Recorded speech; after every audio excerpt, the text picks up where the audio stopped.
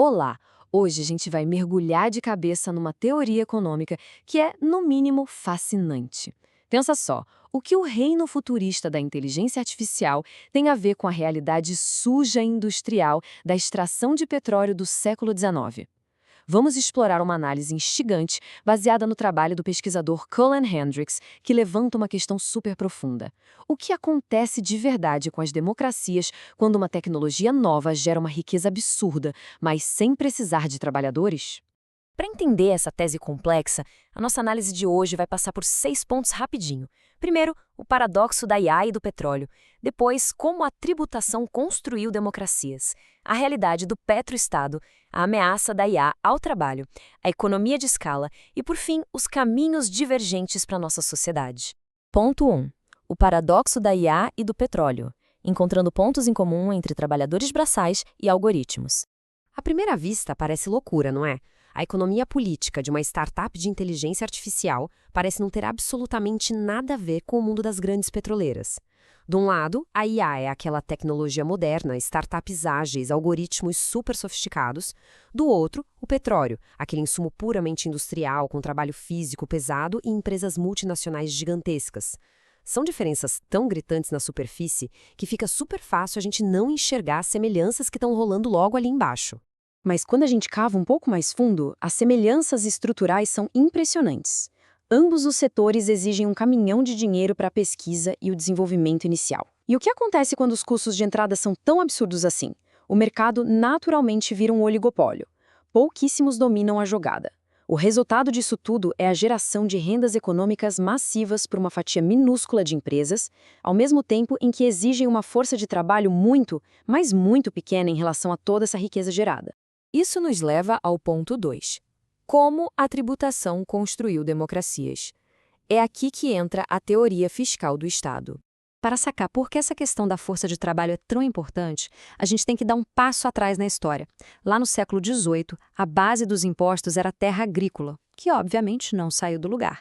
Mas, no século XIX, isso mudou para o comércio móvel e para as fábricas. E aí, lá para o final daquele século, quando a competição entre as nações começou a exigir exércitos enormes e mão de obra em massa para a indústria, a classe trabalhadora ganhou um poder de barganha que nunca tinha visto antes. E foi exatamente isso que levou à representação democrática e às políticas de redistribuição que conhecemos no século XX.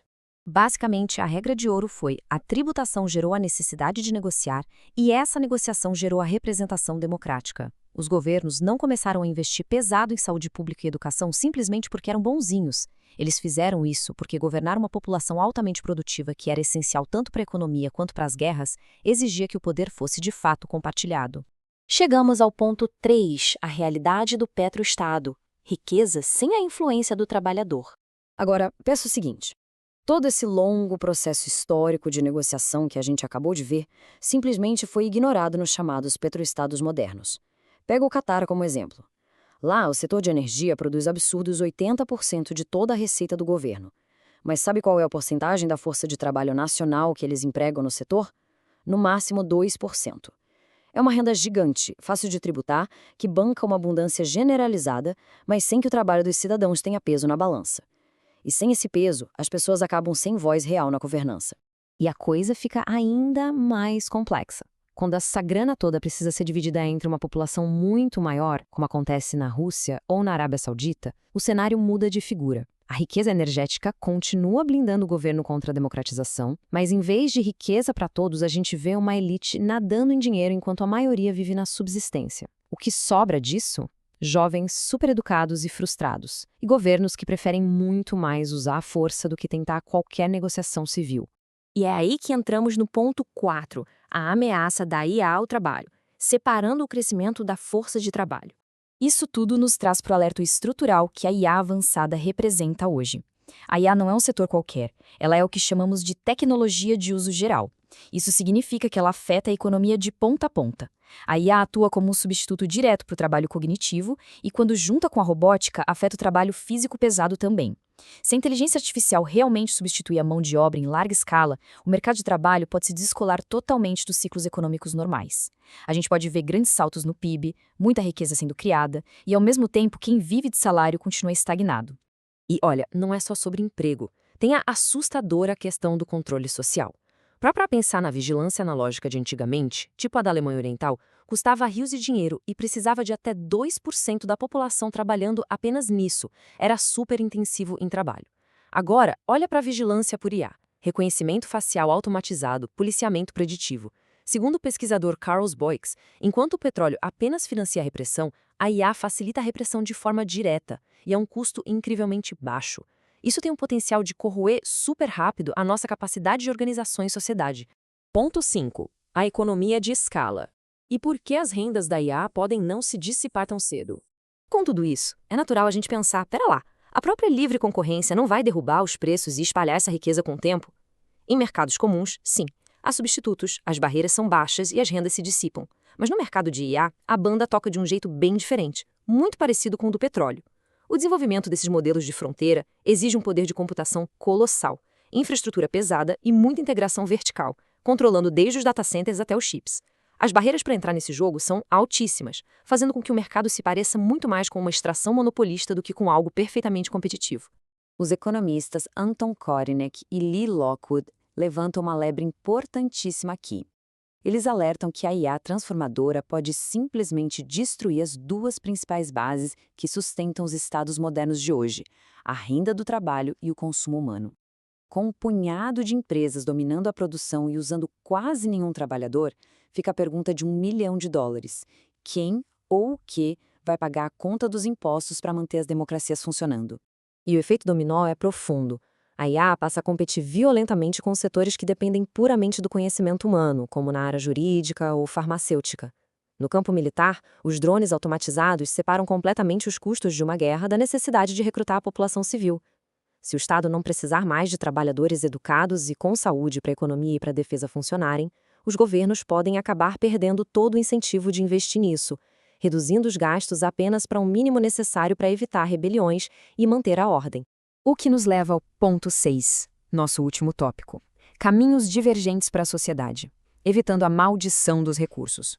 Apesar desse papo soar meio apocalíptico, calma. A história mostra que existem saídas e o futuro não está escrito em pedra. O grande X da questão dessa pesquisa é que a estabilidade das democracias depende muito menos do nível total de prosperidade gerada e muito mais de quão amplamente essa riqueza é distribuída pela sociedade. O mistério que a gente tem pela frente é se a IA vai espalhar seus benefícios ou se vai apenas concentrar todos os ganhos no topo da pirâmide. Olhando para trás, vemos dois caminhos clássicos para nações que recebem muita riqueza de repente. Um é a velha maldição dos recursos, onde instituições fracas são logo engolidas por elites poderosas. Mas o outro é a exceção da Noruega. Sabe o que aconteceu quando o petróleo chegou por lá? O país já possuía instituições superinclusivas e baixa desigualdade social. O fator tempo foi vital. Eles criaram redes de proteção fortes antes da montanha de dinheiro chegar, transformando o que seria uma maldição em uma verdadeira bênção. Ou seja, as ferramentas econômicas para evitar o pior já estão na mesa. Esses mecanismos incluem coisas como criar fundos soberanos para ancorar os gastos do governo a retornos reais da economia, incentivar negociações salariais coordenadas e, claro, criar impostos muito específicos voltados à computação intensiva e à substituição do trabalho humano por robôs. Tudo isso se resume a uma coisa: vontade política. Mas sabemos que nem todos os países partem do mesmo ponto para aplicar isso. E isso deixa a gente com uma incógnita imensa para o nosso futuro coletivo. Se as rendas gigantescas da IA chegarem às sociedades que hoje já são super desiguais e polarizadas, para qual lado a balança vai pender? Será que os incentivos políticos vão favorecer uma redistribuição universal de renda ou a gente vai ver uma captura total pela elite? Eu quero muito saber a opinião de vocês que nos acompanham. Reflitam um pouco sobre essa dinâmica e, por favor, não deixem de compartilhar suas respostas e palpites aqui embaixo nos comentários. Foi uma jornada e tanto conectar os poços de petróleo do passado aos data centers e algoritmos do nosso futuro, não acham? Para finalizar, se gostou do conteúdo, considere nos apoiar. O link do Apoiar-se está na descrição. Por favor, não esqueça de curtir e se inscrever no canal se você gosta desse tipo de conteúdo exploratório e profundo. Um grande abraço, muito obrigado pela companhia e até a próxima!